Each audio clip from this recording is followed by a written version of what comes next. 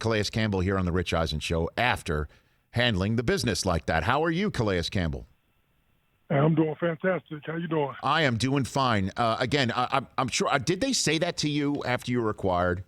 That Derrick Henry? No, not directly. I mean, they just told me that there's a lot of teams that they play that zone scheme that I have done well against and throughout my career. Right. And so looking forward to me being able to help with that. But there was no direct you're here to stop Derrick Henry or anything like that. It's just my mindset. They brought me here to try to win the Super Bowl, and we got a lot more work to do. No, I'm sure, no doubt about that. But that said, what was the emphasis on Derrick Henry this past week that you were able to put into practice and then actually onto a field and succeed with, Calais? What was that about? Yeah, I think, for first thing, I give a big shout out to Coach Wink. He put together a great defensive game plan, and we knew it was going to give them some fits just because the way they like to attack. We put people in position to make them have to adjust. And then you guys being relentless and playing good, just tackling well. You knew, he's a tough task for anybody, to tackle. So we have to bring the cavalry. And, you see a lot of times when one person hits him, within another second, you got three more people on top of him. And that was crucial to our success. And did you sense his frustration throughout the day, Calais? Well, yeah. Football is an emotional game, and when things don't go the way you want them to go, it's natural to get a little frustrated. And so, he loves the game of football. I've competed against him quite a bit, and I respect the way he plays the game. And it's only natural for him to get a little frustrated and not being able to do what he wants to do. But I've seen him, where we bottle him up for three quarters, and then he just gets going in the fourth. So, it's a testament to our defense to stand strong and to keep pressing, in the situations where, he had a couple times we almost got out of there and we found a way to get him down. Speaking of an emotional game, Calais, before the game, on NFL Game Day morning, I'm sitting there on the set. Of course, Irv will mention that you and he went to the same school at the U, like literally every 2 seconds. But outside of that, yep, exactly. Outside of all that, we saw a shot of the Ravens leaving the field just before kickoff, I guess going back into the locker room one last time.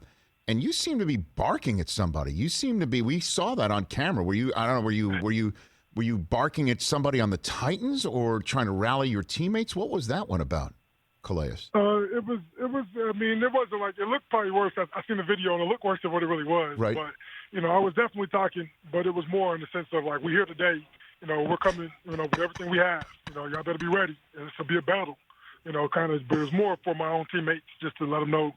Bringing the energy, starting it right away, looking them in their face and let them know it's going to be a long day for them, and that it's just, it's playoff football, get the emotions flying early, get the juices flying early so we can go out there. And we still got down 10 early, so my goal was for us to start fast.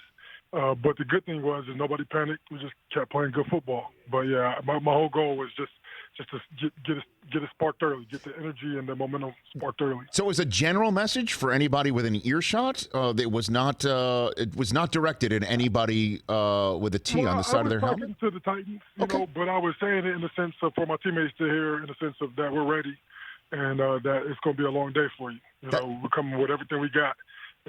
Pretty much. It wasn't. I don't talk a lot of trash. I'm not gonna, talk, reckless to anybody. But I just wanted the Titans to know that we were coming with everything we had, and it was gonna be a long day for them. And especially when I got to the O-line, that's what I think the video kind of shown. We're talking to the O-line, and I've had some good battles against, most of those guys over there, being in the same division for a long time, so very familiar with them. That's right. Competed and had a lot of history. So it was kind of, I seen Ben Jones. He kind of started clapping, and then Southwood, he kind of, they responded in a way where I expect them to because they're competitors, they're not going to lay down. It's going to be a competition. And, I think it was just playoff football, man. So we're going to leave it at playoff football. Calais Campbell here on the Rich Eisen Show. And then what was with the logo dancing at the end of the game? What was going on with that one? Yeah, that was kind of spur of the moment. It was just, I think, wanted to win the game, but I think there was definitely some, respect factor that comes into play when you, everybody was talking about how, before the game earlier in the regular season, where they kind of stood at the logo, and Coach Harbaugh didn't like that very much, and went up and said something about it, and it became like kind of a big deal. And just naturally, as competitors, that was something that rubbed a lot of us the wrong way. But we won't make a big deal about it because the reason we want to win the game is to go to have a chance to win the Super Bowl. But that's just a little extra motivation, and I think a lot of the guys took it very personally, and so it was one of those things where when the game was we felt like we had the game in control. I think the guys wanted to send a message, but hey, spur of the moment from my placement, I was just happy that we found a way to win the ball game, and let them know that we didn't like that too much.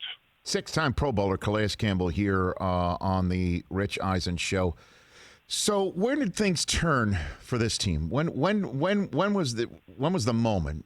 Clearly, we all know the COVID hell is the only way to put it that your team was going through. You got COVID-19, and then the Cowboys game gets played after the Steelers game, in which half the team wasn't even there on a middle of the week, but the game was really close. What's the moment, Calais, where things began to change for the better for your team, do you think? Honestly, I felt like it was a lot of ups and downs, and we had moments where we played really good ball and moments where we just we couldn't put it together. And I feel like where we kind of got a spark was when Lamar came back after getting the IV against the Browns to win that ball game after being up and kind of going back and forth in that ball game and needing a big play, and Lamar coming back in, and that kind of was like that was a big moment for our team. Now, obviously, we still got so much more ball to play, and we're not satisfied with winning one game in the playoffs. We got a big challenge this week, and it's going to be a very tough matchup, for us. But I feel like, our goals have not changed since day one. And that's to win the Super Bowl, and to do that, we got to put together another good ball game against a very worthy opponent who wants it just as bad as we do. So it's going to be a good challenge. And all what happened, before doesn't really matter. If we don't go out there and handle business this week. So, for us, I feel like, we feel like we're playing good ball right now, and we're definitely in a position to go out there and have a chance, to host that Lombardi Trophy. But before we to do that. Yeah, but before we move to the Buffalo game, Calais, there were two things you just said there. I want to just linger on for a little bit here. Is that Lamar coming back and what that meant? He said to Michael Irvin for Game Day Morning this past week that he was, when he was recovering from COVID-19 and missing the game and missing the guys, that he really recharged in a way, and you went through it too. I'm wondering, when you were going through all that yourself too, if there was some sort of recharging, renewal, or just it was just a dreadful, awful experience that you're glad to be done with. But is there anything, again, of Lamar coming back, you coming back from all that you want to just put out there for me? It just is fascinating to me to hear that. The biggest thing from a collective standpoint, I think the game being taken away from us for a period of time, it shows you like how much you love the game. And injuries happen, and I missed a bunch of ball games from calf injury as well. But it reassures how much you love the game, and you kind of realize like, man, my team needs me. And from talking with Lamar about it, that was kind of when you have to miss a game, that's not fun, and seeing the team struggle without you, lose, makes it even worse. And so it puts things in perspective that, first of all, I need to enjoy this because it can be taken away from you at any moment. And second of all, I'm prepared to be my very best because my team needs me, and just being accountable to one another. And then the second thing you said was when Lamar coming back, you said Lamar came back from an IV. Calais? Is that what he was coming back from? Calais? Hey, man, I give people their word. Their word is bond to me. So, man, he's come back from an IV. That's what he's coming back from. I wasn't there. I don't know what happened in the locker room, but my man said he came back from an IV, so that was it. And that's it. That's we'll just leave it at that, right? That's my story, and I'm sticking to it. Calais Campbell here on the Rich Eisen Show. Hey, look, you mentioned about what this game means to you and what it means this week, and you know, obviously this is a big matchup, and you've got your hands full with Josh Allen. And I would ask you normally a question like that, but I'm just going to go in a different direction for my last question for you. You're the reigning Walter Payton Man of the Year, Calais. What does it mean to have that patch on your jersey as you go about your business for this team and for this league? Yeah, it's huge. I know I represent, you know, just, I mean, that patch represents, you know, just an incredible, just prestigious, you know, standard of the game. You know, when you wear that patch, there's a standard of excellence on and off the field, and just from being a teammate to being a leader and being a person in the community that, you know, goes above and beyond football. And so for me, you know, I think the biggest thing is just, you know, living up to that standard. You know, I mean, this motivation for me to a daily reminder that there's a standard of excellence that I want to be accustomed to and want to make a daily habit.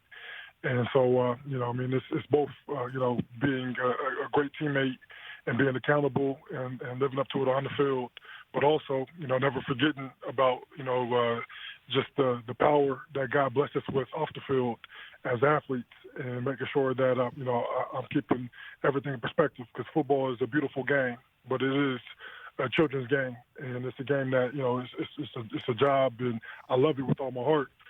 But the resources and the influence it gives us to be able to go out there and make a difference in the world is so powerful, and I never want to take that for granted. Yeah, I mean, other players have C's on their jerseys. A lot do, but not many have that patch, Calais. It really is awesome to see, and you're one of the best.